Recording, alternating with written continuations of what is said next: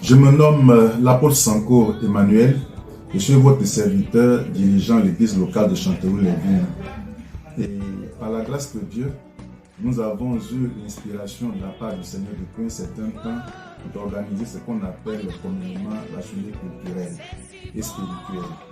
L'objectif pour nous par ce programme, qui est un programme qui est pour notre temps programme d'actualité, parce qu'il est adapté non seulement à l'église, mais aussi au monde qui est autour de nous. Nous avons des objectifs précis à atteindre. Ici en Occident, pour gagner des âmes, c'est très compliqué. Il faut vraiment une certaine proximité entre l'église et le monde. Or, pour aller vers le monde est enfermé dans les maisons, qui ne sort pas comme ça en tant que tel et qui ne cherche même pas la voix de Dieu en venant même au peuple pour pouvoir écouter simplement la parole de Dieu. Il faut avoir des stratégies, il faut avoir du tact pour pouvoir être à proximité avec ce peuple-là par la grâce de Dieu. Donc nous avons eu l'inspiration de mettre ce programme sur pied. Quel est le but de ce programme? Le but de ce programme est de permettre au peuple de mieux se connaître, c'est-à-dire les origines, l'histoire, les traditions, les croyances, et l'alimentation des uns et des autres. Mais pour permettre également au peuple de Dieu de pouvoir évangéliser, parce que lorsque les gens viennent massivement à ce programme, nous en profitons en même temps pour leur donner l'évangile, à travers l'histoire du peuple qui est identifié ce jour-là. Et à travers l'histoire, nous parvenons également à donner les moyens pour atteindre ce peuple-là par l'évangile, par la grâce de Dieu. Et c'est pour permettre également au groupe qui est désigné de prier. On les amène à prier, et puis également on prie en leur faveur pour permettre leur restauration. Et nous parvenons également à ce moment-là à louer Dieu et à favoriser aussi un moment de partage en permettant au peuple qui preste ce jour-là de nous révéler, de nous présenter les repas de ce peuple-là par la grâce de Dieu. Et comment le programme est organisé? Nous avons procédé à la subdivision de l'église en 4 groupes principaux. Le premier groupe concerne la Côte d'Ivoire. Et la Côte d'Ivoire, comme c'est un pays qui est vaste en Afrique de l'Ouest, nous l'avons subdivisé en 2 parties. Côte d'Ivoire 1 et Côte d'Ivoire 2. Et la Côte d'Ivoire 1 est intervenue la dernière fois à la première édition. La première édition, nous avons mis un zoom sur le peuple Goro et c'était vraiment un moment qui a réussi. Il y a eu un bon moment de partage, de beaucoup de révélations de la part des exposants. Nous ont révélé vraiment qui est le peuple Goro, leur culture, leurs us et coutumes, leurs traditions, comment le mariage se fait, et comment ils s'habillent, et comment les atteindre aussi par l'évangile.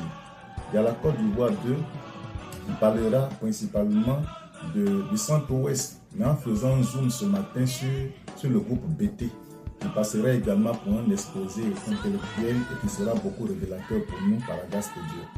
Après la Côte d'Ivoire 2, il y a l'Afrique centrale, qui concerne tous ces grands groupes-là aussi, qui est une entité très importante et qui est représentée aussi valablement ici au sein de l'Église.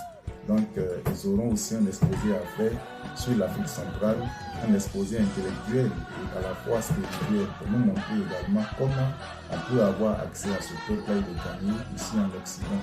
Et après l'Afrique centrale, il y a l'Europe, il y a des personnes qui sont nées ici et il y a des Français d'origine même qui sont ici et qui ne se connaissent même pas, qui ne connaissent vraiment pas leur vraie origine. Donc, ils vont également exposer au moment opportun sur l'histoire des Gaulois et comment la France même, l'Occident même a évolué, les difficultés au niveau de l'évangélisation et donner des outils qu'il faut pour atteindre les Français vivant ici et même qui sont un peu ailleurs partout dans le monde entier. Comment le programme est organisé concrètement dans l'église? Je voudrais vous faire connaître l'organisation pratique du programme. Nous n'excluons pas le culte ce jour-là. Le culte est bien entendu fait dans les normes comme on a coutume de faire. Nous prêchons la parole de Dieu après une bonne direction, l'adoration, nos offrandes, nos dîmes. Nous faisons tout ça et dès qu'on finit, la journée culturelle intervient maintenant. Et les exposants ou alors le groupe qui doit prester ce jour-là, qui doit intervenir ce jour, prend place. Et comment nous procédons aussi, nous invitons beaucoup de personnes, l'église même est présente, toute l'église est présente. Et les églises sœurs de l'île de France qui ont reçu l'invitation de part et d'autre viennent également au programme. Nous invitons nos parents, nous invitons aussi de nombreuses personnes qui sont du groupe ethnique ou bien de la nation qui est concernée ces jours-là. Et il y a du monde qui vient. Nous décorons convenablement la salle avec le drapeau du pays et un très bon décor qui est là avec quelques paroles provenant de ce groupe ou bien du pays qui interviendra, des paroles entêtées. Vous allez voir des paroles comme ça un peu par-ci par-là. Et nous exposons des vêtements aussi qui viennent de cette tribu-là, de ce peuple qui expose ce jour-là. Et après l'exposant prend la parole pour faire vraiment l'exposé intellectuel qui révèle l'origine du peuple en question. Il révèle également l'histoire, toute l'histoire du peuple, leur alimentation. Et à la fin du programme, nous prions pour le pays, nous prions pour le peuple en question et nous passons en fin de compte pour clôturer le programme, nous passons à la gastronomie où nous dégustons vraiment le plat provenant de ce peuple. Et voici un peu la faisabilité pratique de ce programme que nous avons appelé ici la journée culturelle et spirituelle.